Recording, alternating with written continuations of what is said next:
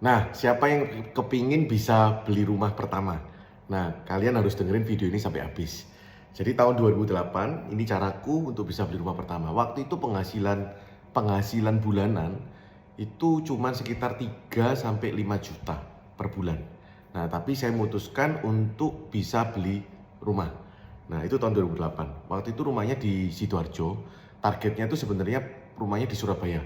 Surabaya Barat daerah Citraland atau Surabaya Timur daerah Sutorejo, keliling-keliling di sana, tapi semuanya over budget. Nah, akhirnya kita memutuskan untuk menurunkan derajatnya. Ya, di pinggiran nggak apa-apa. Ya, rumahnya jelek juga nggak apa-apa. Yang penting bisa ditinggali. Yang penting nanti kita renov-renov sedikit. Nah, syarat pertama kalau mau bisa beli rumah pertama itu adalah menurunkan syarat.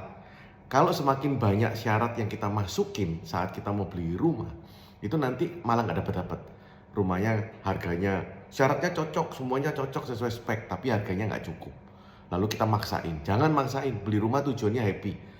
Tapi kalau kita beli rumah lalu ternyata uring-uringan, stres, nggak bisa tidur, mikir cicilan karena nggak ada uang di bank, akhirnya bertengkar, ya nggak usah beli rumah, mendingan sewa. Nah, yang kedua, speknya cocok, harganya nggak cocok, akhirnya nggak beli juga.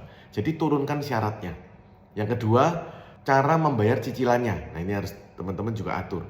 Saya milih waktu itu cara bayarnya KPR karena nggak mungkin di usia saya dengan penghasilan saat itu usia 20-an, penghasilan juga masih di bawah 5 juta untuk membeli rumah secara tunai, nggak ada uang, bukan nggak dapat warisan soalnya.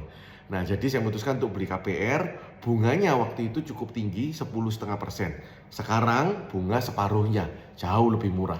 Walaupun sudah naik, suku bunga naik, tapi ini jauh lebih murah dari tahun 2008 waktu saya beli, 10,5%. Nah, gimana cara ngaturnya? Saya memutuskan untuk memperkecil DP, memperbesar angsuran, memperpanjang tenor, memperbanyak pinjamannya.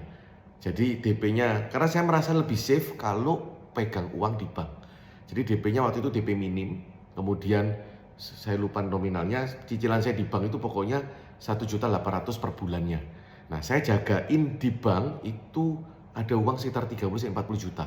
Artinya setelah saya beli, saya nggak usah mikir cicilan ini sampai 1,5 tahun ke depan. Nah, jadi saya tetap kerja keras untuk menambah saldo ini supaya tidak berkurang. 30-40 juta ini nggak perlu, kalau bisa nambah. Nah, saya waktu itu sudah janji sama istri, sudah ngomong, kalau ternyata nanti uang di bank ini ternyata 30-40 juta ini nggak bertambah, tapi malah berkurang, sehingga hanya tinggal 6 kali cicilan saja. Jadi kalau 1.800.000 kali 6 berarti nggak sampai 12 juta, kurang dari 12 juta. Artinya kita nggak sanggup beli rumah ini, karena kita nggak sanggup bayar cicilannya. Kita harus memutuskan menjual. Nah, waktunya berapa lama? 6 bulan. Kalau napasnya tinggal 6 bulan, kita harus putuskan jual. Nah, tapi bersyukur saya putuskan beli rumah ini karena 2010 harga propertinya langsung naik 2 kali lipat dan uang di tabungan malah bertambah, bukan berkurang. Jadi saya teruskan cicilannya sampai lunas hari ini.